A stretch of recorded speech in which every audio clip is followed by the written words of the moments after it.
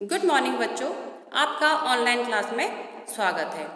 आज हम कक्षा 3 की हिंदी पाठ्य पुस्तक नीलमणि का पाठ 6 गौरैया का अध्ययन करेंगे। गौरैया क्या होती है?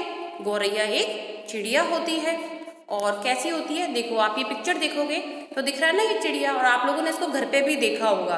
तो ये गौरैया है, जिसको हम आम भाषा में क्या कहते हैं? चिड़िया। ठीक है, तो आज हम जो कहानी पढ़ने वाले हैं उसका नाम है गौरैया का घर। घर की आवश्यकता सभी को होती है। जब गौरैया को इसकी जरूरत पड़ी तो उसने क्या किया, हम इस कहानी में पढ़ेंगे। ठीक है, नन्ही चीची गौरैया को घर बनाना था। ठीक है, एक चिड़िया है, एक जो गौरैया है उसका नाम क्या है? नन्ही, यानी कि वो छोटी है अभी। तो उसको क्या है? घर बनाना था। उसकी माँ ने बताया कि नन्हा सा घर कैसे बनाया जाता है। माँ ने कहा, घास के कुछ तिनके बटोर लो, रुई पंख इकट्ठा करो, उनसे गोल कटोरी जैसा घर बना लो। अब नन्ही थी, उसको क्या करना था? घर बनाना था। तो उसकी माँ उसको घर बनाना बताती है कि घर बनाने के लिए क्या क्या चाहिए। घास के कुछ तिनके बटोर लो, और धागा ले लो, रुई ले लो, और पंख इकट्ठे कर लो, और उनसे गोल कटोरी जैसा घर बना लो। नन्ही ने सोचा, नया घर सबसे अलग होना चाहिए। उसने कहा, माँ मैं सबसे न्यारा घर बनाऊंगी, मेरा जैसा घर किसी का नहीं होगा, पहले मैं औरों के घर देख लूं। जब माँ उसे बता देती कि घर कैसे बनाना है, तो नन्ही सोचती है कि मेरा घर नया बन रहा है, तो मैं चाहती हूँ कि मेरा घर सबसे अलग हो। तो वो कहती है कि मैं सबसे पहले और लोगों के घर देखकर आ जाती हूँ। नन्ही उड़ती है, कबूतर के पास पहुंचती है, बोली, कबू भाई मुझे न्यारा घर बनाना है, कैसे बनाऊं? ठीक है, वो उड़ के सबसे पहले कबूतर के पास जाती है और कबूतर से कहती है कि कबूतर भाई मुझे घर बनाना है, तो आप मुझे बता सकते हो कि मैं घर कैसे बनाऊं? कबूतर ने कहा, यह तो बहुत आसान है, बस किसी खिड़की या रोशनदान पर थोड़े तिनके बिछा दो, उस पर अंडे बैठा दो, 2-3 हफ्ते में बच्चे उड़ जाएंगे, इसलिए घर बनाने में ज़्यादा मेहनत करना बेकार है। अब जो कबूतर कहता है कि कुछ भी ज़रूरत नहीं है, जो कबूतर का जो घोंसला होता है वो कहीं पे भी बना लेता है, रोशनदान पर, खिड़की में, या जरा सी इसको कहीं पे भी जगह मिलेगी वो 2-4 ये क्या कहते हैं तिनके ले आएगा, उनको बिछा देगा और वहीं पर अंडे दे देता है। तो आप देखोगे कबूतर का घर कहाँ एक कुछ रोशनदान टाइप का, कुछ जाली टाइप का दिख रहा है आपको, उस पर 2-4 तिनके बिछे हुए और उसने वहीं पर अंडा दे दिया है। तो कबूतर का घर, कबूतर उसको बोलता है कि उसके बाद अंडे दे देते हैं, हम बच्चे उड़ जाएंगे, इसमें ज़्यादा मेहनत करना बेकार है। गौरैया को यह अच्छा नहीं लगा। घर तो आराम की जगह है, घर तो शानदार होना चाहिए। जब कबूतर उसको कहता है कि कुछ ज़्यादा मेहनत करने वाली बात नहीं है, तो गौरैया को ये चीज़ अच्छी नहीं लगती और उसको कह देती है कि घर आराम करने के लिए बनाया जाता है। ठीक है ना, तो घर कैसा होना चाहिए? शानदार होना चाहिए। वह कठफोड़वे के पास पहुंची। कठफोड़वा उसे अपने घर ले गया और बोला, यह देखो, पुरानी दीवार में एक छेद ढूंढ लिया है, पड़ोस में पेड़ के खोखल में यहाँ एक तोता भी रहता है। गौरैया को तोते और कठफोड़वे का घर अंधेरे कुएं जैसा लगा। बोली, इसमें रोशनी तो है ही नहीं। कठफोड़वे ने कहा, जरूरत भर की रोशनी तो है, अधिक का क्या करना?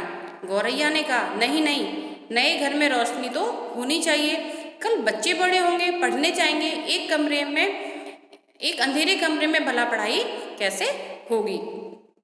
अब आप जो पिक्चर देखोगे इसमें ये कठफोड़वा है, और कठफोड़वे का एक कोटरमा, जैसे कोई पेड़ है या कोई दीवार में कोई जगह छेद से होता है, उसी में ये अपना घर बना लेते हैं। उसी प्रकार जो तोता है वही पेड़ के कोटर में, उसकी खोखला सा होता है, उसमें रहने लग जाता है।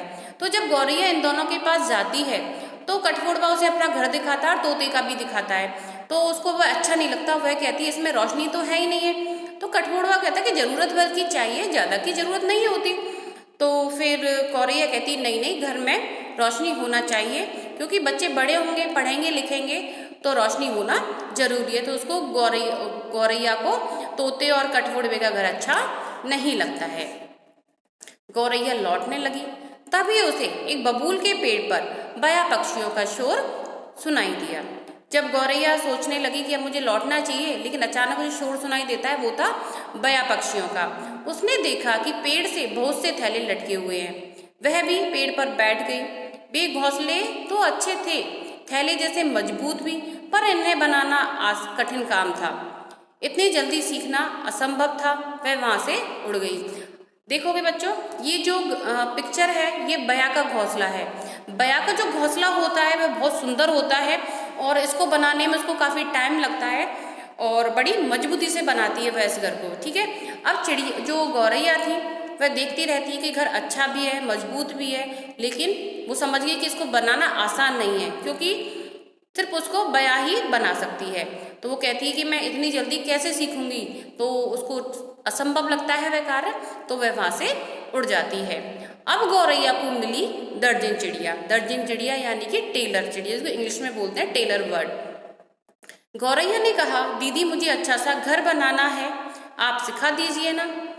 अब जब वो बया के घर को देखती है तो उसको असंभव लगता है वह कार्य, तो वो दर्जन चिड़िया मिल जाती है उसको, तो कहती है कि दीदी आप मुझे अच्छा सा घर बनाना सिखा दीजिए।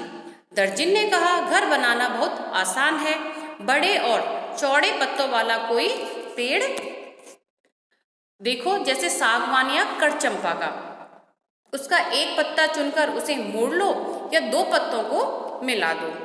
धूप के तिनकों से उसके किनारों की सिलाई कर दो, अंदर कुछ घास फूस बैठा दो, घोंसला तैयार। अब देखोगे ये जो घोंसला है ये टेलर बर्ड का है, दर्जन चिड़िया का। अब इसने क्या किया, इसके लिए बड़े पत्तों की जरूरत पड़ती है। ठीक है, जैसे सागवान का हुआ, बरगद का हुआ, इनके पत्ते चाहिए इसके लिए, और घास को, ये दोनों पत्ते जुड़े हुए हैं और जो साइड में देखो आप इसमें सिलाई लगी हुई है घास से। तो ये कार्य कौन कर सकता है, सिर्फ दर्जन चिड़िया ही कर सकती है। तो गौरैया को जब बताती है कि तुम्हें ये काम करना है, दो पत्तों को मिला लेना है, साइड में सिलाई लगा देनी है और थोड़ी अंदर घास फूस डाल देनी है। अब गौरैया बोलती है, मुझे तो सिलाई करना नहीं आता, ये घर मैं कैसे बनाऊंगी, इसका मतलब मैं नहीं बना पाऊंगी। तो तुम ऐसा करो, कोई या चील का घर देख लो, उन्हें बनाना कठिन नहीं है, दर्जन ने समझाया। अब क्या होता है, जब चिड़ी जो गौरैया है वह कहती है कि मुझे सिलाई करना नहीं आता, मैं ये काम नहीं कर पाऊंगी, तो फिर जो दर्जन चिड़िया है वो कहती है कि तो तुम फिर ऐसा करो कि तुम ना कोए और चील का घर देख लो, उनको बनाना आसान है। चील का घर तो इतने ऊंचे पहाड़ पर था कि गौरैया ने वहां जाना ठीक नहीं समझा। इतनी ऊंचाई से बच्चे गिर गए तो क्या होगा। वाकई में जो चील का घर होता है वह बहुत ऊंचाई पर होता है और वह सोचती है कि जब मैं घर बनाऊंगी फिर मैं अंडे दूंगी, अंडों से मेरे बच्चे निकलेंगे, इतनी ऊंचाई से वो गिर जाएंगे, तो मैं इतनी ऊंचाई पर अपना घर नहीं बना सकती। कोए का घोंसला उसको पास के पीपल पर मिल गया। गौरैया ने देखा तो डर गई। यह घर कहाँ था, बड़ी बड़ी तीलियां आड़ी तिरछी करके बिछा दी थी, कटीला खुरदरा और कठोर बिस्तर। सोचने लगी ऐसे बिस्तर में बच्चे कैसे सोएंगे। अब चील का घर उसको ऊंचाई पे लगता है और पास में एक पीपल का पेड़ था, उस पर क्या होता है, उसको कौवे का घोंसला दिख जाता है, लेकिन उसको देख के वो डर जाती है क्योंकि वो घोंसला कम था, उसमें क्या था, आड़ी तिरछी मोटी मोटी तीलियां बिछी हुई थी, कटीला था, खुरदरा था, कठोर बिस्तर था, उसके अंदर घास फूस नहीं थी। तो वो सोचती है कि इतने कठोर बिस्तर पर मेरे बच्चे कैसे सोएंगे। अब ये पिक्चर देखोगे तो ये कबूतर का घोंसला है, सॉरी कौवे का घोंसला है। आप देखोगे किस तरीके से कटीले झाड़ मोटे मोटे उसमें स्टिक्स लगी हुई हैं, तो ऐसा घर उसको पसंद नहीं आता है। अब ये जो पिक्चर है ये चील का घर है, जो चील का घर का कितने ऊंचाई पर बनाया हुआ है उसे, तो इसलिए चिड़िया को क्या होता है, गौरैया को दोनों घर पसंद नहीं आते हैं। दिन ढलने लगा, गौरैया थक गई, वह लौट आई। माँ गौरैया ने पूछा, क्या कोई घर पसंद आया। बेचारी पूरे दिन घूमती रहती है, पक्षियों के पास जाती है, सबके घर देखती है और उसे कोई भी घर पसंद नहीं आता है। घर आई तो माँ ने पूछा, क्या तुम्हें कोई घर पसंद आया।